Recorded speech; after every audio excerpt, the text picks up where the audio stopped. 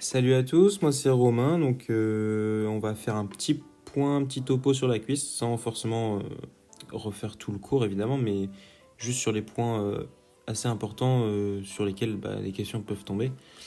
Donc, mais quand même pour rappel, même si on va pas refaire toute la myo de la cuisse, mais pour rappel du coup il y a 3 loges, 10 muscles, une loge antérieure avec 2 muscles, donc le quadriceps avec ses 4 chefs, donc le droit fémoral, le vaste latéral, le vaste intermédiaire et le vaste médial. On reviendra sur l'insertion proximale d'ailleurs du droit fémoral. Et le deuxième muscle, c'est le sartorius. Il y a aussi une loge postérieure qui est la loge des ischio-jambiers avec le biceps fémoral, le semi-membraneux et le semi-tendineux. Et puis une troisième loge, la loge des adducteurs, qui est médiale et qui est composée de 3 couches avec le court adducteur, le grand adducteur, le long adducteur, le gracilis et le pectiné. Et aussi, il faut se rappeler des innervations de ces 3 loges. Donc la loge antérieure, elle est innervée par le nerf fémoral, L2, L3, L4. La loge des adducteurs par le nerf obturateur avec les membres racines, L2, L3, L4. Et puis la loge postérieure avec le nerf ischiatique, qui est le plus gros nerf de l'organisme, dont les racines sont L4, L5, S1, S2, S3. Donc je sais que le cours du 21 octobre, il commence pas là, mais on va vraiment s'attarder sur toute la cuisse, donc du coup avec cette articulation coxo-fémorale qui est une énarthrose, donc à 3 degrés de liberté, et qui est composée de 3 ligaments, donc le ligament iliofémoral, qui est dit de Bertin, qui est bifide, qui s'étend de l'épiniaque antéro-inférieur jusqu'aux 2 trochantères. Et il faut savoir que ce ligament-là, il forme une forme de N avec le deuxième ligament, le ligament pubofémoral, qui lui, comme son nom l'indique, vient du pubis et s'insère sur le trochanter mineur. Puis on peut voir du coup sur ce schéma une grosse capsule articulaire dans laquelle est bien scellée l'articulation. Et donc ici on a le troisième ligament, c'est le ligament ischio-fémoral tout simplement en vue postérieure. Donc il faut savoir qu'il s'insère sur l'ischion et puis qui va vers le bas et le dehors. Donc ces 3 ligaments ils sont assez importants à retenir. Je ne sais pas si cette année il vous a bien reprécisé que du coup ces 3 ligaments ils étaient vraiment très résistants et qu'il fallait une force de plusieurs centaines de kilos pour pouvoir les rompre, avec la capsule ligamentaire bien sûr. On va pas non plus refaire l'ostéologie de la cuisse. Vous savez évidemment que du coup ce segment il est composé que d'un os, le fémur. Et tout ce qui est angle à retenir, tout ça c'est assez important pour la coxométrie de la cuisse et comprendre comment elle fonctionne.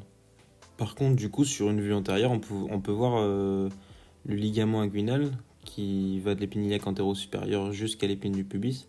Ce ligament, il est très important, notamment pour le triangle de Scarpa qu'on voit ici, qu'on redétaillera plus tard. Mais il est vraiment très important à retenir au niveau de ses insertions.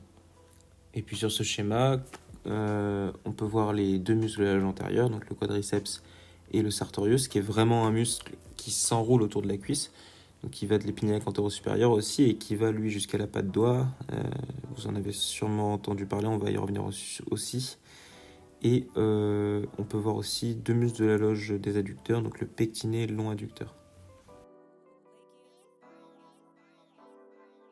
Ici, j'aime bien cette coupe, moi, elle permet de vraiment replacer les éléments les uns par rapport aux autres, donc avec les septa et les différents muscles répartis dans les différentes loges.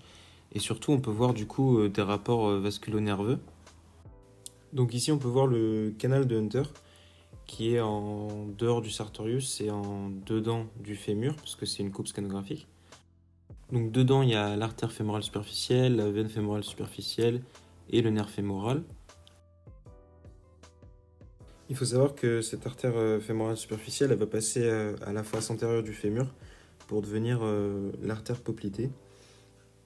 Et puis aussi que la veine devient plus latérale dans l'anneau du grand adducteur. Parce que là, pour l'instant, à ce niveau-là, elle est plus médiale, la veine.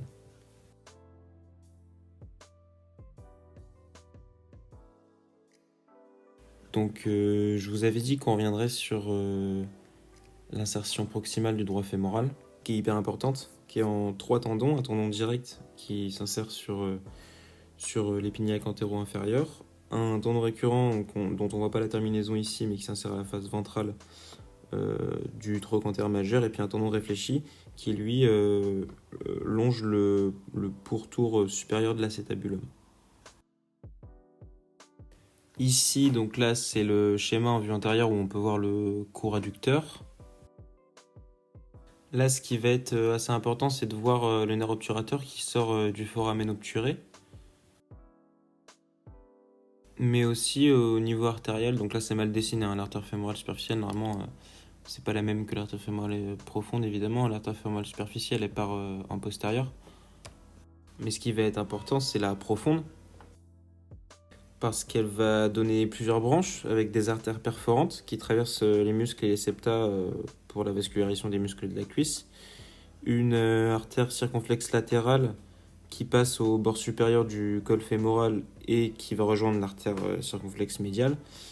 Et du coup, une artère circonflexe médiale dont elles sont... Donc ça, c'est hyper important par contre. Son territoire vasculaire de vascularisation de la tête fémorale, il est de 80%. A contrario, l'artère circonflexe latérale, ça va être seulement 10%. Et puis les 10% restants sont vascularisés, sont pris en charge par l'artère obturatrice. Ça, c'est des questions qu'il aime bien et puis c'est des points qu'il aborde chaque année. Et là, sur ce schéma du coup en vue antérieure encore, on peut voir les 3 autres muscles de la loge des adducteurs. Et ce qui va être assez important là, c'est de regarder le faisceau vertical du grand adducteur qui va former du coup un canal qui correspond en réalité à la fin du canal fémoral. Et dans ce canal du grand adducteur du coup, donc on peut appeler ça un anneau fibreux aussi, passeront l'artère fémorale superficielle et et la veine fémorale superficielle. Et à ce moment-là, on changeait de nom et puis l'artère fémorale superficielle deviendra l'artère poplitée. Ça, il a déjà dû vous le dire, mais c'est vraiment des points importants et puis des questions qui tombent assez souvent. Il a déjà dû le dire, évidemment. Je sais que le cours, normalement, il s'arrête là, mais nous, on va continuer un petit peu. On va parler du coup de ce qui suit. Là, c'est une vue postérieure avec les muscles ischio-jambiers. Et il faut bien se rendre compte que les 3, ils sont polyarticulaires, puisqu'ils s'insèrent sur la jambe. Et puis on peut constater aussi que l'insertion distale du semi-membraneux, elle est un petit peu comme l'insertion proximale du droit fémoral, puisqu'elle est composée du coup de 3 tendons, un récurrent, un direct et un réfléchi. Ça, c'est assez important aussi. Donc voilà, là, ces 2 petits schémas, ils sont vraiment hyper importants. Ce qui va être vraiment utile pour vous, c'est de vous représenter ça dans votre tête et de les avoir par cœur. Leurs limites, ce qui les traverse et leur rapport. Et surtout où ça se situe dans la cuisse. Donc à gauche, on a le triangle de Scarpa, qui est aussi appelé le trigone fémoral. Donc lui, il est limité en haut par l'arcade inguinale, le ligament inguinal, en dehors par le sartorius et en dedans par le long adducteur. Donc ça, c'est primordial. Et au fond, on peut voir qu'il est limité en dedans par le pectiné et en dehors par du coup les fibres du muscle iliopsoas, qui est un très très grand muscle, je crois que vous l'avez vu, mais c'est assez important à retenir ça. C'est d'ailleurs le seul muscle qui s'insère sur le trochanter mineur, et là il vient de passer sous l'arcade inguinale. Mais il y a aussi le passage de l'artère fémorale superficielle, qui est accompagné par du coup la veine fémorale sur son flanc médial, qui est très volumineuse. Donc là, on ne le voit pas trop sur le schéma, mais elle est plus volumineuse normalement. Et aussi par le nerf fémoral sur son flanc latéral. Et on voit du coup la veine fémorale qui reçoit la veine grande saphène. Donc je ne l'ai pas noté, mais c'est bien la veine grande saphène à ce niveau-là médialement. Mais il y a aussi du coup la fosse poplitée qui, elle, est en forme de losange. Elle est limitée en haut et en dedans par le bord latéral du semi-membraneux. Elle est limitée en haut et en dehors par le biceps fémoral et en bas par les deux gastrocnémiens, qui sont les constituants du triceps, évidemment. Donc il y a l'artère poplitée qui passe en profondeur. C'est l'élément le plus profond de la fosse poplitée. Ça, c'est un truc qui revient tout le temps.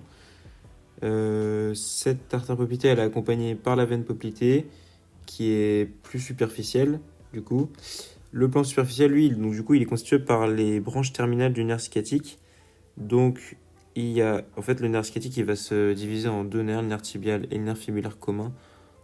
Ça aussi, en fait, moi, ce que j'avais fait pour retenir tous les trajets, toutes les branches de toutes les artères et nerfs, ce que j'avais fait, c'est directement des arbres, en fait. J'avais pris une feuille blanche et j'avais fait tous les nerfs de l'organisme qui se divisent et c'est beaucoup plus facile à retenir, je trouve.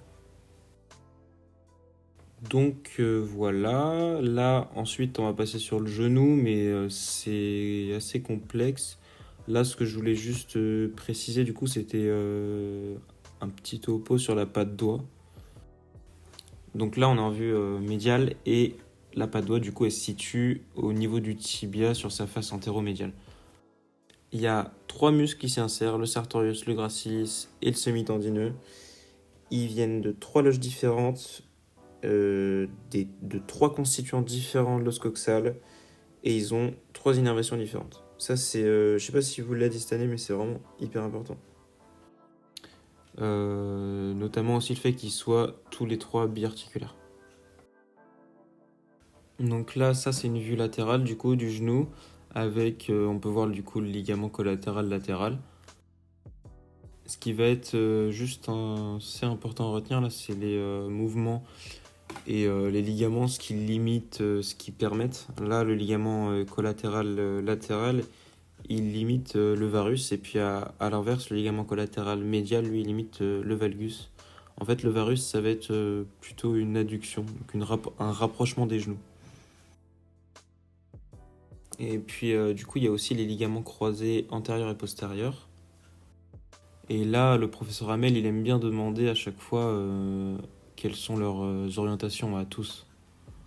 Donc moi du coup pour ça je m'étais fait un petit moyen mnémotechnique, j'avais tout bêtement genre j'avais positionné mes doigts devant moi comme sur la première photo à gauche. En gros ça représente un genou droit vu de haut, comme si on avait enlevé le fémur en fait. Et donc mon doigt gauche il représente le ligament collatéral médial du coup, c'est vu de derrière le genou pardon. Et mon index droit, il représente du coup le ligament collatéral latéral. Donc on voit bien que le ligament collatéral médial, il est orienté vers le bas et l'avant, et le ligament collatéral latéral vers le bas et l'arrière. Et du coup, si juste on retourne nos doigts, on fait un petit chassé croisé avec nos doigts, du coup ça donne la photo de droite.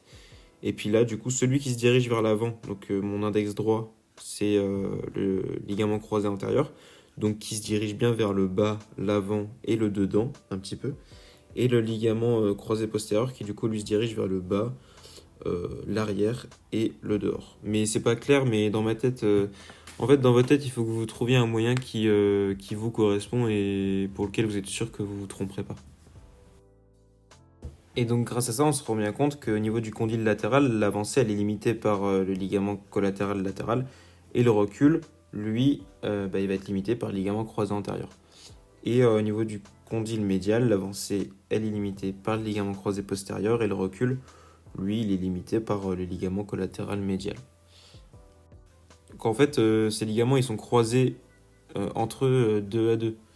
Et ce qui est important à retenir aussi, les petits mouvements et tout, c'est qu'en flexion, les condyles fémoraux et les ménisques reculent, et qu'en extension, les condyles fémoraux et les ménisques avancent. Donc voilà, j'espère que j'ai été clair, que j'ai pas fait trop d'erreurs dans ce que j'ai expliqué, et puis que vous en avez compris des choses. Je vous souhaite énormément de courage pour la suite, pour le concours blanc, pour la fin du premier semestre, même si évidemment c'est pas facile, surtout dans ces conditions. Mais je vous souhaite le meilleur pour la suite.